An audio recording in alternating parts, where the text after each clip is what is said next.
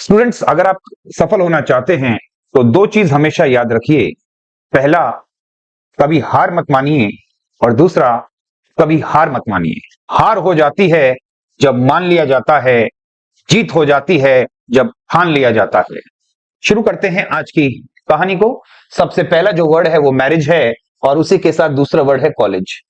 अगर ध्यान से देखें तो सरकार, जो मैरिज है, इसके लिए कहा जाता है जोड़ियां वहां ऊपर बनती हैं और यहां मेटेरियलाइज होती हैं। मैंने कहा सर, जोड़ियां वहां तय हो जाती हैं लेकिन मेटेरियलाइज अक्सर यहां होती हैं सर, अक्सर यहां होती हैं। मैं इस बात को जरा साइड में रखता हूं और आपके साथ मैरिज के बारे में बात करता हूं। विशेषज्ञ बताते हैं शादी मोतीचूर का वो लड्डू है जो खाए वो पछताए, जो ना खाए वो भी पछताए। पहले एक बार सीधे पॉइंट पे आता हूं और स्पेलिंग याद करने की कोशिश करते हैं सर। अगर हम मैरिज की बात करते हैं तो भारत सरकार ने शादी की उम्र तय कर दी है, लड़का 21 का और लड़की भी 21 की। कुछ वर्ष पहले तक मामला 21 और 18 पे अटका था, लेकिन अब इस बात को बदल के 21 और 21 कर दिया है, और इसी के साथ हमको जाना होगा। इससे पता लगा कि शादी एक उम्र का खेल हुआ जो 21 पे ही मैटेरियलाइज होता है। अगर शादी एज का जिक्र है तो आप शादी के साथ एज जोड़ सकते हैं, आप शादी के साथ एज को जोड़ सकते हैं, लेकिन सरकार, कॉलेज की कोई उम्र नहीं। अक्सर लोग 3 साल में कॉलेज कर लिया करते हैं, लेकिन कुछ विभूतियां ऐसी भी दुनिया में हैं जो 3 से ज्यादा वर्ष लगाती हैं। डिपेंड करता है उन्होंने कौन सी स्कीम ली है। इज इट पंचवर्षीय योजना और सप्तवर्षीय योजना? It depends. इससे पता चलता है कि कॉलेज को पूरा करने में एज जैसी कोई बात नहीं होती सर। इसका मतलब ये जगह एज को ना देकर आपको ईजीई को देनी होगी। व्हाट आई सेड, मैरिज के लास्ट में एजीई आएगा क्योंकि यहां पर एज डिफाइंड होती है, लेकिन कॉलेज की कोई एज सच एज डिफाइंड नहीं है, तो वहां एज ना आके आपको ईजीई लगाना है। आई होप शादी और कॉलेज में कोई दिक्कत नहीं होगी। चलते हैं अपने अगले वर्ड की ओर। अगला वर्ड, रुख करते हैं हम लोग ब्यूरो की तरफ। ब्यूरो को हिंदी में प्रकोष्ठ कहा जाता है, और अगर हम स्पेलिंग ढूंढने की कोशिश करें, you have 4 options eight hand. Bureau 4 तरीके से लिखा है। अपना वाला ब्यूरो कौन सा है, आइए ध्यान से देखें।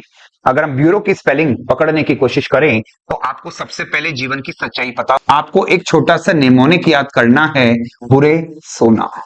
आई रिपीट, बुरे सोना। अगर बुरे सोना की बात करते हैं तो इसको आप बुरे इस तरीके से लिखेंगे, और अगर आपने थोड़ी सी विज्ञान पढ़ी है, आई रिपीट, अगर आपने थोड़ी सी विज्ञान पढ़ी है तो यहाँ पे सोने के लिए साइंस में कुछ इस तरह का टर्म यूज होता है, दैट इज एयू।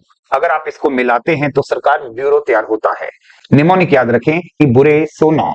अगर ये सच्चाई मालूम चली तो सर इसका मतलब ये सारी बातें बिल्कुल झूठी और बेबुनियादी हो गई। अगले वर्ड की ओर चलते हैं सरकार। अगला जो टर्म आता है ये है शैंपेन, मध्य पेय। अगर ध्यान से देखें तो शैंपेन बेसिकली एक अल्कोहलिक ड्रिंक है, और आप एक बार सोचें कि इसको रोजाना पिया जाता है या कोई जश्न का मौका हो तब, तो आपकी तरफ से उत्तर आएगा कि सर शैंपेन के ढक्कन तो तभी खुला करते हैं जब मसला कोई जश्न का हो। आइए, सेलिब्रेट या रिजॉइस करने का टाइम आया तो हम इस स्पेलिंग को तैयार करते हैं। आइए मेरे साथ।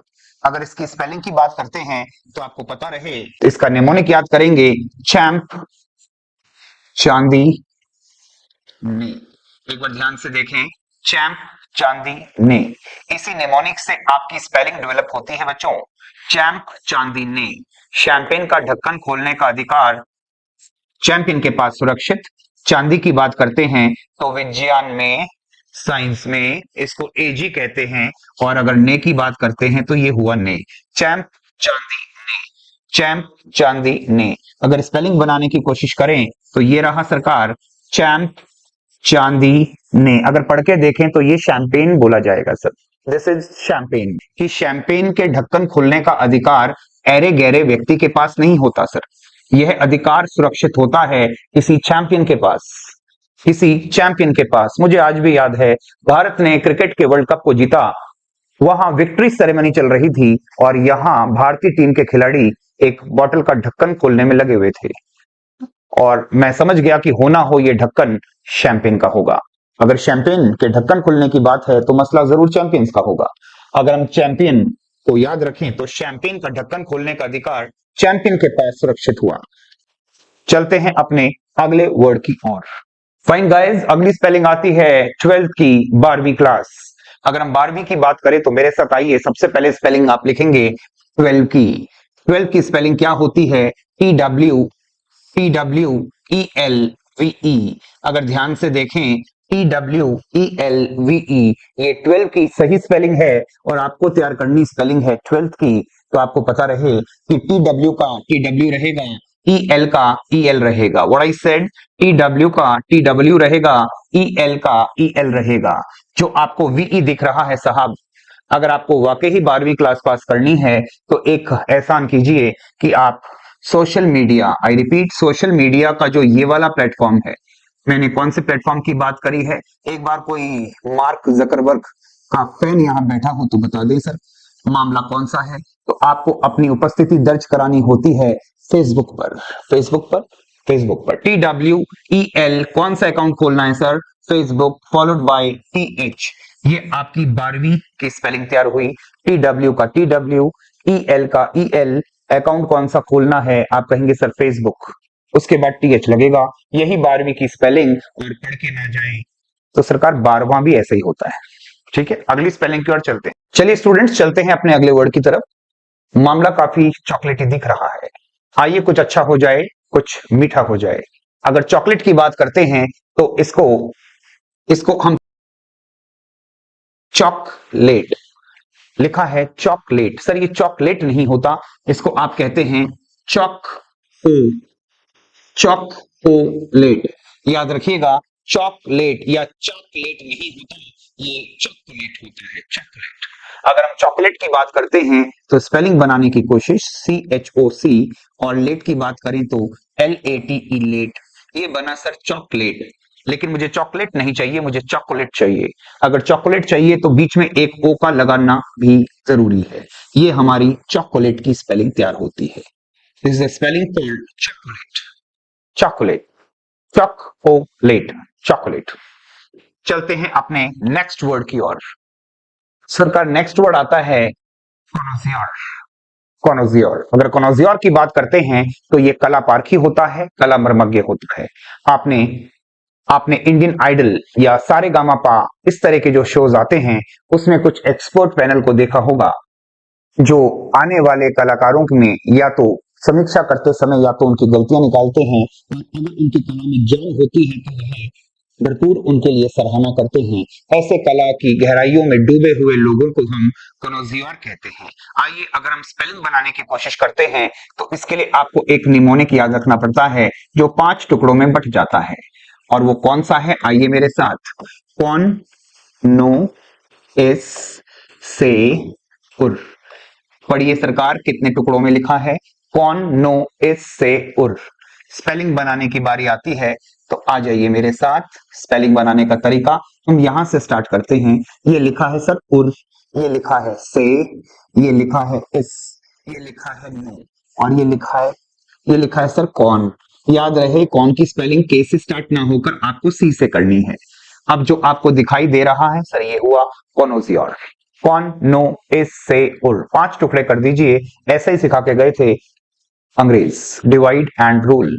आपका मसला आसान होगा और स्पेलिंग आसानी से याद होगी। कॉनोजियर, कौन नो इस से उर से इस, नो, कौन के से स्टार्ट नहीं होगा बल्कि सी से स्टार्ट होगा। चलते हैं अपनी अगली स्पेलिंग की ओर। नेक्स्ट स्पेलिंग हमारे सामने आती है सरकार एक्सप्लेनेशन। एक्सप्लेनेशन का जो हमारा रूट तैयार होता है दैट इज एक्सप्लेन, आपके सामने यहां लिखा है। सबसे पहले हमने एक्सप्लेन के 2 टुकड़े कर दिए, एक्स और प्लेन। करना क्या है सरकार? एक्स का तो एक्स रहेगा, जो प्लेन दिख रहा है ये प्लेन नहीं रहकर ये हमारी योजना नंबर पहली बनेगी, जिसको आप कह के आए हैं plan A. Plan A, x का तो एक्स रहेगा, जो प्लेन है वो प्लान ए में बदलेगा। कहीं अगर हमारा प्लान ए फ्लॉप होगा तो हम प्लान बी पे चर्चा करेंगे, फिलहाल प्लान ए की बात है। एक्स का एक्स रहेगा प्लान ए, और लास्ट में आपको शन लगाने के लिए TION जोड़ना है। आइए मेरे साथ स्पेलिंग बनाते हैं। EX प्लेन नहीं रहेगा, इस प्लेन की जगह पे होता है प्लान ए फॉलोड बाय शन। followed by शन, TION, explanation, explanation, x रहेगा, प्लेन, प्लान ए में चेंज होगा और लास्ट में TION जोड़ेंगे, आपकी सही स्पेलिंग तैयार होगी सरकार एक्सप्लेनेशन की, EXPLANATION। स्विच ऑन करते हैं अपनी अगली स्पेलिंग की ओर। नेक्स्ट टर्म जो हमारे सामने आता है दैट इज बिगुल। ये बेसिकली एक म्यूजिकल इंस्ट्रूमेंट है, काफी जान लगा के बजाया जाता है, इसको कहते हैं बिगुल बजाना। हमारे मिलिट्री में, आर्मी के अंदर हम अक्सर देखते हैं किसी ओकेजन को सेलिब्रेट करने के लिए बिगुल बजाया जाता है। हिंदी में बोला जाता है बिगुल, अंग्रेजी में भी कुछ ऐसा ही बोला जाता है। जहां तक स्पेलिंग की बात है, आइए मेरे साथ, अगर आप इस तरीके से याद करेंगे, पग ले, आई रिपीट बग ले, एक बार इसको जोड़ के देखें सर, बग ले इज इक्वल टू बिगुल। अगर आपने इस तरीके से बिगुल नहीं बजाई तो तय रहा सर, वहां बिगुल पक्का बजेगी। बिगुल की स्पेलिंग में बग ले इज इक्वल टू बिगुल। तो हिंदी का इस तरह से बिगुल, और यहां पर आपका अंग्रेजी का बिगुल को हम बगले कहेंगे, और पढ़ के नहीं गए तो उत्तर आपका गुल होगा, उत्तर आपका गुल होगा। इसको आप ऐसे लिखेंगे, बग ले इज इक्वल टू बिगुल। चलते हैं अपने अगले वर्ड की ओर। नेक्स्ट वर्ड आता है हमारे सामने assimilation. Assimilation that is the combining of something, तो चीजों को एक जगह पे मिला देना, सम्मेलन कर देना, मिश्रण कर देना, उसको हम एसिमिलेशन कहते हैं। इसी को ब्लेंडिंग कहते हैं, कंबाइनिंग कहते हैं, यूनाइटिंग कहते हैं, मिक्सिंग कहते हैं। आइए मेरे साथ, आज हम एसिमिलेशन की स्पेलिंग बनाना सीखते हैं, एग्जामिनेशन पॉइंट ऑफ व्यू से वेरी वेरी इंपॉर्टेंट। अगर हम एसिमिलेशन की बात करते हैं तो सरकार कितना मिलना है, आओ मेरे साथ, कितना माल मिला, तो पता रहे, एक नहीं दो नहीं पूरा 80, 80 मिला शन। एक बार ध्यान से देखें, एक नहीं दो नहीं पूरे 80, 80 मिला शन। अगर हम इस 80 मिलाशन निमोनिक को शब्दों का जमा पहनाते हैं तो सरकार कुछ स्पेलिंग इस तरीके से तैयार होती है, 80, एक नहीं दो नहीं पूरा 80, 80 मिला, MILA मिला शन की, TION, 80 मिला शन। बोलो बेटा, एक मिला, दो मिला या पूरे 80? आप कहोगे सर पूरा 80 मिला, 80 मिला शन, assimilation that is the combining और ब्लेंडिंग और मिक्सिंग ऑफ समथिंग। चलते हैं नेक्स्ट वर्ड की ओर। ओके, अगली स्पेलिंग आती है हमारे सामने, मिसस्पेल। मौका भी है और दस्तूर भी, मुद्दा भी स्पेलिंग का चल रहा है और अक्सर बच्चा गलत स्पेलिंग लिखता है जिसको मिसस्पेल कहते हैं। आइए मेरे साथ, हम मिसस्पेल की स्पेलिंग को रेक्टिफाई करके लिखने की कोशिश करते हैं, तो आपको अच्छे से पता होगा कि यहाँ पे मिस की स्पेलिंग कुछ इस तरीके से आती है, और अगर मैं इसमें जोड़ना चाहता हूं स्पेल, तो स्पेल की स्पेलिंग आती है SPELL। और आपने बचपन से सुना है सर, आपने बचपन से सुना है, तीन तिगाड़ा काम बिगाड़ा। अगर ध्यान से देखें तो यहां पर ये त्रिदेव दिख रहे हैं, इन तीनों में से तीन एक साथ नहीं आएंगे। अगर मामला हिंदी का है तो तीन तिगाड़ा काम बिगाड़ा, and same is the case in English. आप इनमें से किसी भी एक एस को माइनस कर दीजिए।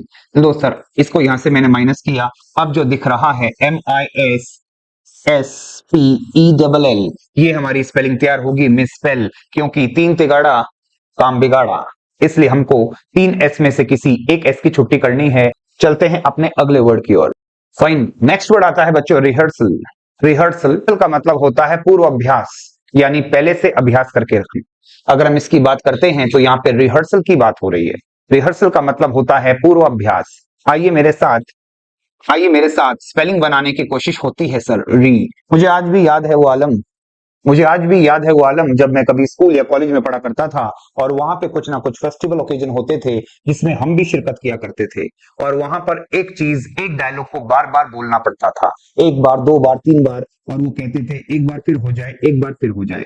मेरे डायलॉग्स को बार बार सुना जाता था, मैं आज भी डायलॉग्स से सुना रहा हूं सर। अगर हम बात करें तो मेरी बात को बार बार सुना जाता था, री के बाद में सुना जाता था, इस सुनने को कहते हैं हियर। सुन रहा है ना तुम, हियर। और बाद में जो आएगा उसी के एक पेड़ आएगा, आई रिपीट, एक पेड़ आएगा, और ये पेड़ वो है तराइयों में देखने को मिलता है, इसको कहते हैं सैल ट्री, सैल ट्री। री, हियर, और इस पेड़ की बात करते हैं तो सर ये हुआ साल ट्री। एक बार मिला के री, हियर, साल, के डायलॉग्स को सुना जाता है। रिहर्सल बराबर रिहर्सल। चलते हैं अपनी अगली स्पेलिंग की तरफ। अगली स्पेलिंग आती है ओके लेफ्टिनेंट, जय हिंद। अगर हम इसकी बात करते हैं लेफ्टिनेंट की, तो सबसे पहली बात आइए मेरे साथ, लेफ्टिनेंट की स्पेलिंग हमारी स्टार्ट हो जाएगी लेफ्ट। सरकार अगर आप भी लेफ्ट राइट कर रहे हैं तो पता रहे लेफ्ट की स्पेलिंग से अगर आप लेफ्टिनेंट की स्पेलिंग शुरू कर रहे हैं तो सर ये झूठ है, क्योंकि लेफ्टिनेंट की स्पेलिंग शुरू ही झूठ से होती है। याद रखिएगा मेरी बात, लेफ्टिनेंट की स्पेलिंग लेफ्ट से शुरू ना होकर झूठ से शुरू होती है। इंग्लिश में इसको लाई कहते हैं। अगर हम आगे बढ़ते हैं तो यहाँ पे दो वाउल आते हैं, यू और ई वाउल हमारे सामने आते हैं, और इनके बीच में आपको एक पेड़ उगाना होता है।